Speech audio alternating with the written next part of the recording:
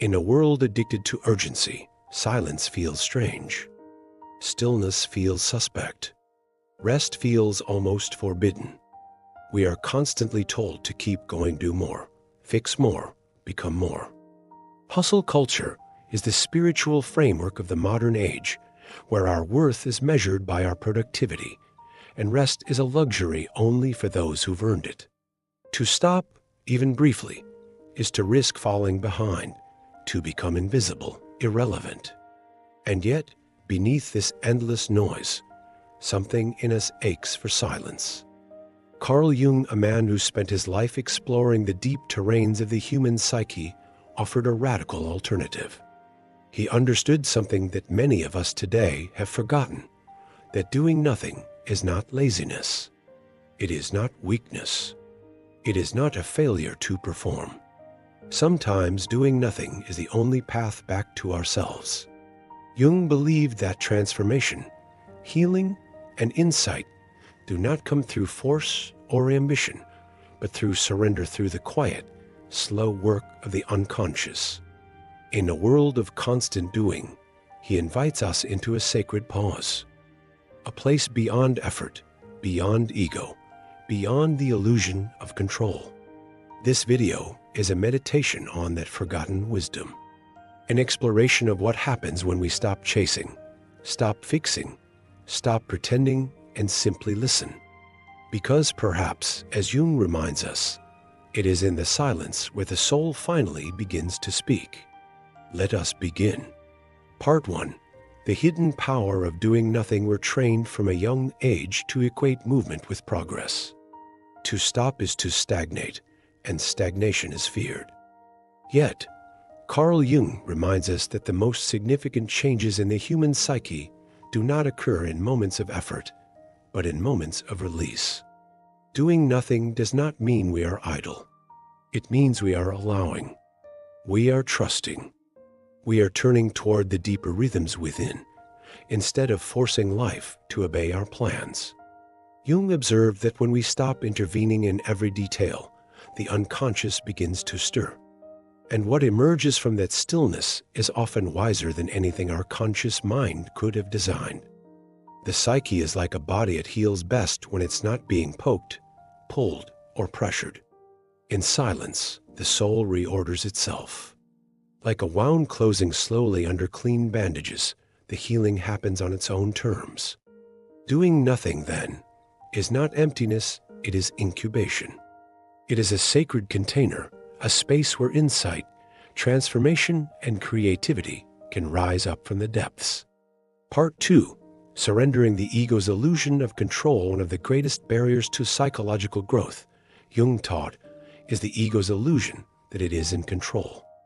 The ego, craves certainty. It wants to direct the show.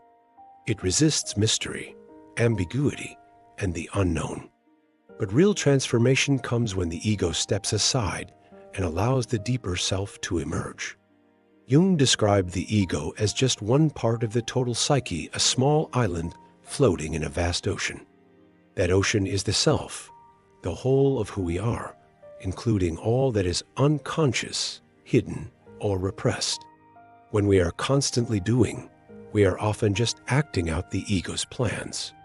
But when we pause, when we wait, we create space for the self to speak.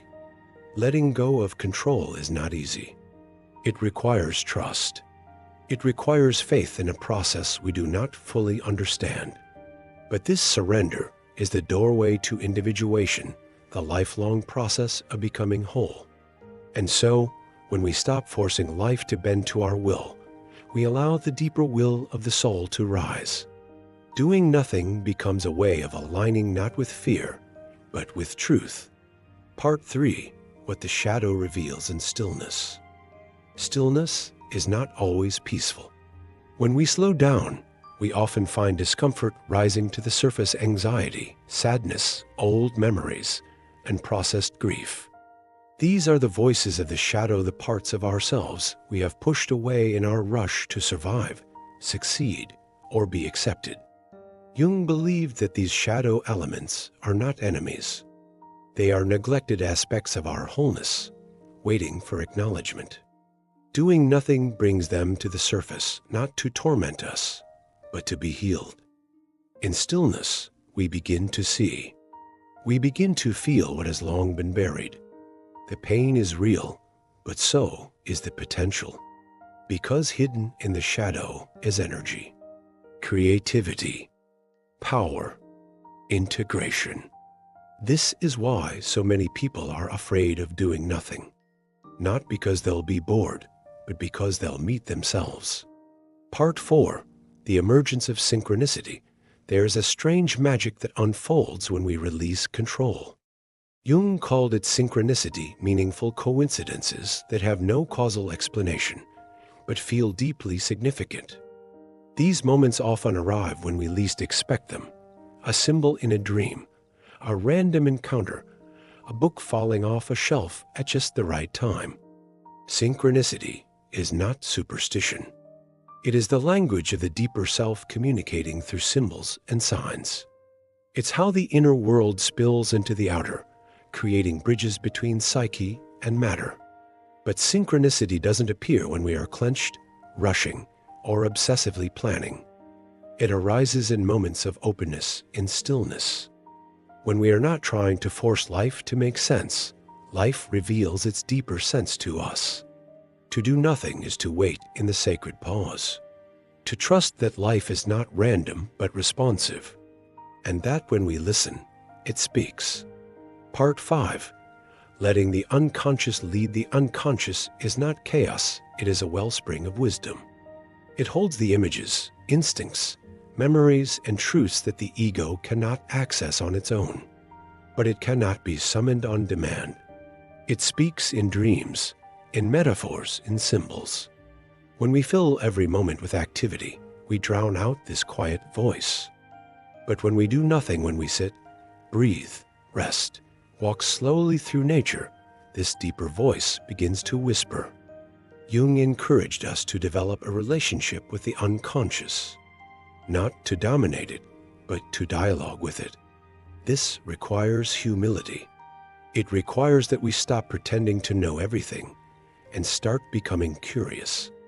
Doing nothing becomes a ritual, a way of inviting the unconscious into our lives. And over time, this listening becomes a form of guidance more profound than logic. Part 6, the alchemy of patience. Psychological transformation is not quick. It is not linear. It is not glamorous. Jung described the process as a kind of inner alchemy, beginning with nigredo, a darkening, a dissolution. It's the moment when the old structures fall apart and nothing new has yet arrived.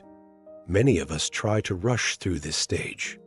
We want solutions, clarity, escape. But the soul moves in its own time. And sometimes doing nothing is the most faithful thing we can do. Patience becomes a sacred virtue. It allows the psyche to reweave itself. It gives space for the unknown to become known not by force, but by emergence. In this sacred patience, something incredible happens. Slowly, something new takes root. Not the old self polished or improved, but a deeper self, truer, more integrated, more whole. Part 7. Doing nothing as a spiritual practice. In the end, doing nothing is not about an activity, it is about intimacy.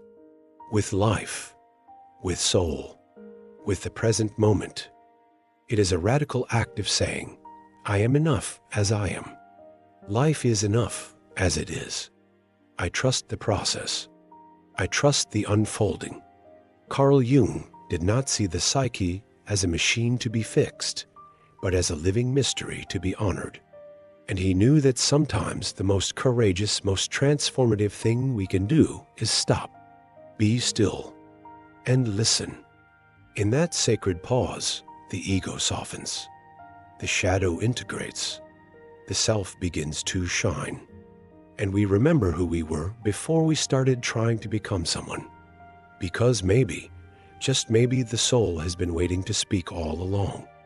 And so, as we reach the end of this exploration, let us carry with us a quiet reminder that in a world obsessed with speed, Stillness is not a flaw, but a forgotten strength. Doing nothing is not about giving up, but about surrendering to something deeper than control, the wisdom of the unconscious, the rhythm of the soul. Carl Jung taught that healing often begins not with more effort, but with less resistance. In silence, the hidden parts of ourselves emerge. In stillness, the self begins to speak. So when life feels chaotic or unclear, remember that the invitation is not always to push harder, but to pause, to trust, and to listen. Because sometimes, it is only in doing nothing that we finally come home to everything we truly are. Thank you for sharing this space. May you walk forward with more presence, more patience, and more peace.